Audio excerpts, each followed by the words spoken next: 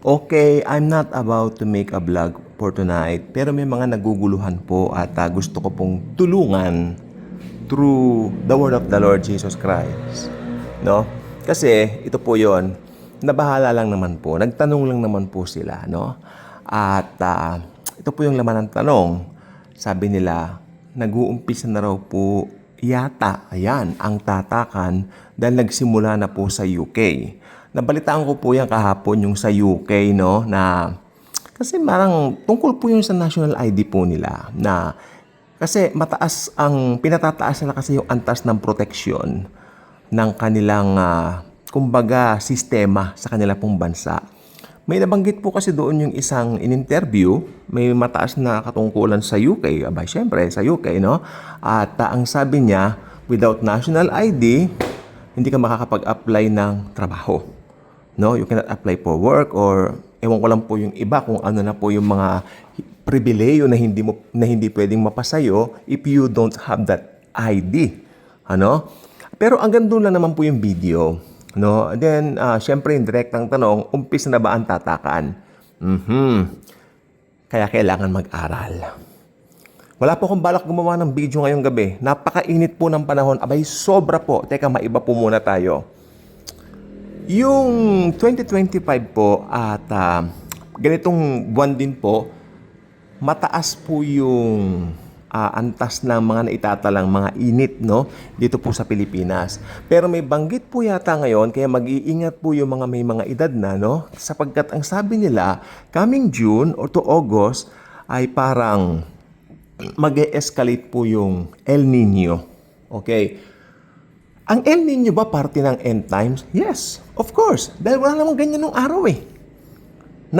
Do you still remember, gigising kayo ng maaga, napakasarap ng hangin pag Mayo na. Pag Mayo na, ay medyo umuulan-ulan na, ano? At papunta na po doon sa season ng rainy season, no? Tag-ulan. Ibang-iba na po ang panahon. We had a very different, tawag dito, weather back then. Night and day difference. Ano po? Kaya ingat lang po kasi mag-e-escalate daw yung El Nino. Okay? So, yan po. So, napakainit po ngayon. Pero kailangan ko pong gawin ang video ito kasi parang may mga nangangamba na baka nag-umpis na raw po yung tatakan. Okay? Kaya iba po talaga pag medyo tinututukan mo ang pag-aaral mo. Kaninang umaga ay vlogged. Sabi ko, wala namang masyadong escalating factors para i-connect natin sa mga eschatology natin sa end times dito sa Book of Revelation, sa Book of Daniel, or even sa Book of Ezekiel, no? Pero, kasi medyo may nababahala yung sa UK. Well, gusto ko pong sabihin po sa inyo, sa UK lang po yun. Sa kanila lang po yun. Ano po? At, pagdating po ng Antichrist, pagkatapos ng rapture, syempre, unang-una nandito pa po tayo. So, it's very, very impossible na magkaroon tatakan. Wala pa yung Antichrist. Unang-una, wala pa yung Antichrist. Paano magkakaroon ng tatakan? At ang magpipilit para tatakan ng mga tao ay ang false prophet. Nasaan po yung false prophet? So, wala. Wala. Okay? So, hindi po yan. System lang po nila yan. Sa kanila lang po yan. Ngayon, ito po, may significance ba yan doon sa darating na katotohanan ng mga nakasaad sa Bible? Yes. Ano ang tawag mo dyan ngayon? Patikim. Patikim factor. Okay? Madalas ko pong sabihin sa inyo yan, patikim factor. Okay, natatandaan po niyo yung vlog natin regarding dun sa parang escalation ng gera dito po sa Israel tsaka sa bansang Persia na ngayon po ay modern day Iran, no? Alam naman po natin yan. Ito na po yung mga tatawag siya ng kanyang mga kaalyado, di ba? Yung mga Gog and Magog, nasa Ezekiel na ba tayo? 38,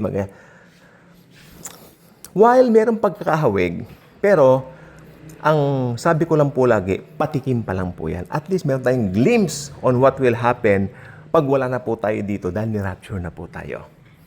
Siguro gustong ipakita ni Jesus sa atin, ay mga anak, yan mangyayari. Pag wala na kayo, syempre. Matapat ang Diyos sa kanyang mga pangako. Ira-rapture po niya tayo. Alam nyo kanina, nung pinag-uusapan namin yan, may naglalaro po sa isip ko na talagang anytime na bigla, kung ano mang ginagawa natin biglang, ching! Ayun na. Ano yung ibig sabihin nun? Kung ano man yung ginagawa mo, walang pipiliin yan. Umaga, tanghali, gabi, no? Basta dumating yung itinakda ni Jesus na day, that's it. Kling! In a twinkling of an eye. That's it. Pero pag ito pong sasabihin ko, let's be serious here.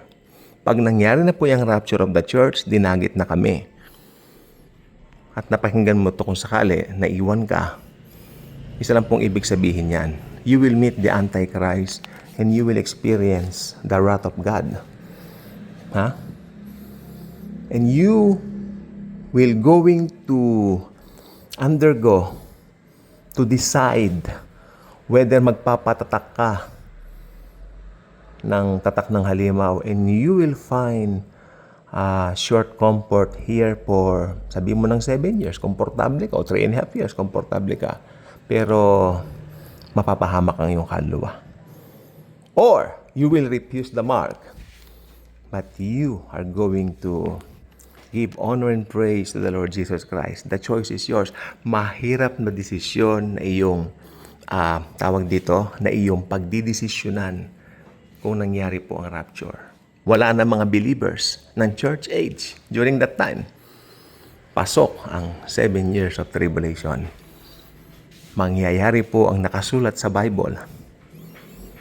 Mangyayari po, at kung nandoon ka, ibig sabihin, nitong church age, hindi mo pinagtiwalaan ang finished work ni Christ bilang kaisa-isang daan tungo sa kalangitan. Ibig sabihin siguro, nanganlong ka sa iyong relihiyon, nanganlong ka sa iyong mabubuting gawa, nanganlong ka sa mga pwede mong gawing mabuti, na iyong inaakibat ang mga ito para sa iyong kaligtasan.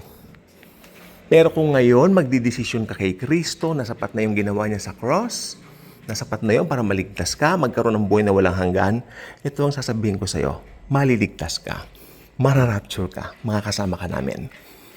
Decide now, time is running out. Good night, mainit kasi.